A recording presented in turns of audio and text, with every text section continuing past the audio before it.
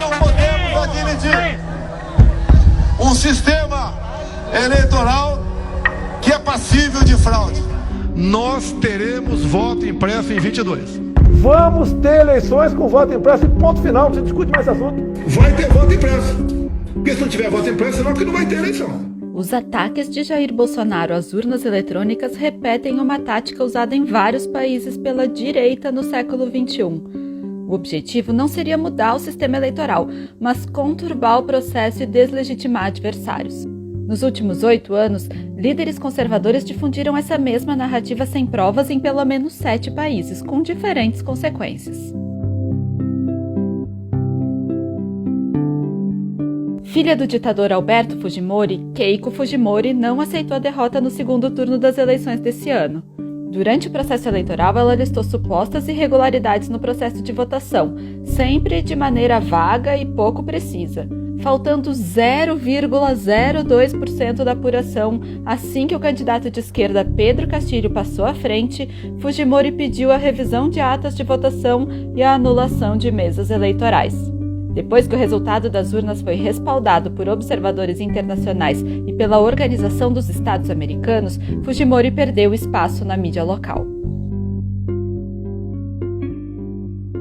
Sem apresentar provas, o partido extremista AfD questionou o resultado das eleições no estado da Alta Saxônia em junho.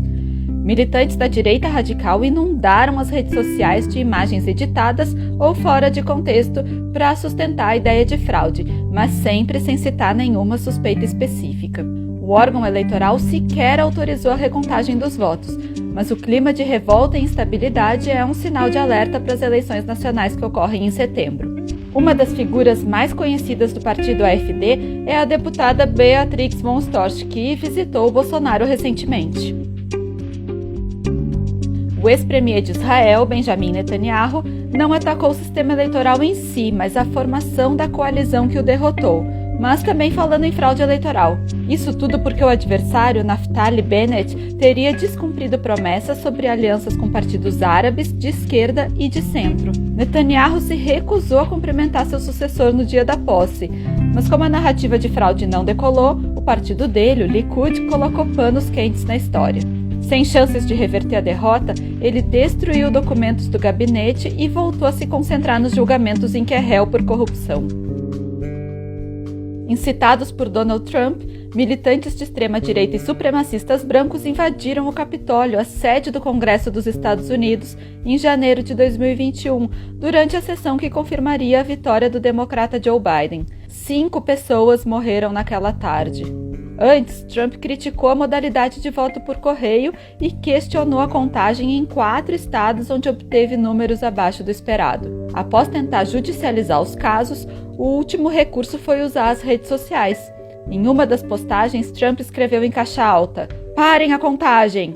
No fim das contas, os processos de auditoria não encontraram nada que justificasse a tese de fraude e Trump foi bloqueado pelo Twitter. A posse de Biden foi conturbada, mas em poucos dias a situação se normalizou. A reeleição do então presidente Evo Morales por margem mínima não foi aceita por setores da direita e da extrema-direita, que provocaram motins em várias regiões do país. As agressões e ameaças de morte levaram Morales ao exílio, e quem ficou na Bolívia sentiu a violência na pele. Os episódios mais graves foram o linchamento público da prefeita Patrícia Arce e massacres que deixaram 36 mortos. Apoiadores de Morales foram perseguidos e presos sem provas. O golpe durou cerca de 1 ano.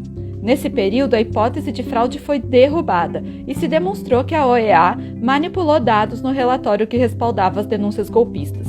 Em 2020, Jeanine Áñez, que assumiu o governo depois da saída de Morales, foi destituída e presa. A prefeita, que foi linchada, se elegeu senadora. Morales retornou do exílio e seu companheiro de partido, Luiz Arce, foi eleito presidente. A reeleição de Dilma Rousseff em 2014 não foi aceita por Aécio Neves. O PSDB pediu autorização ao TSE para promover uma auditoria sobre o resultado da eleição de 2014, que 1 ano depois concluiu que não houve fraude no processo. O clima de instabilidade levou ao golpe que tirou Dilma do poder em 2016. Em 2021, já no governo Bolsonaro e com toda a falsa polêmica em torno da urna eletrônica, Aécio reconheceu pela primeira vez de forma contundente a lisura do pleito de 7 anos atrás.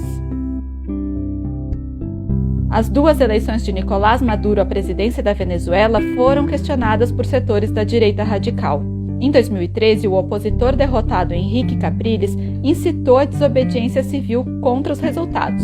Em 2018, novas denúncias de fraude fizeram com que o parlamentar Juan Guaidó se autodeclarasse presidente para convocar novas eleições sem o candidato chavista. Nos 2 casos, houve pedidos de recontagem de votos e os órgãos eleitorais não encontraram irregularidades.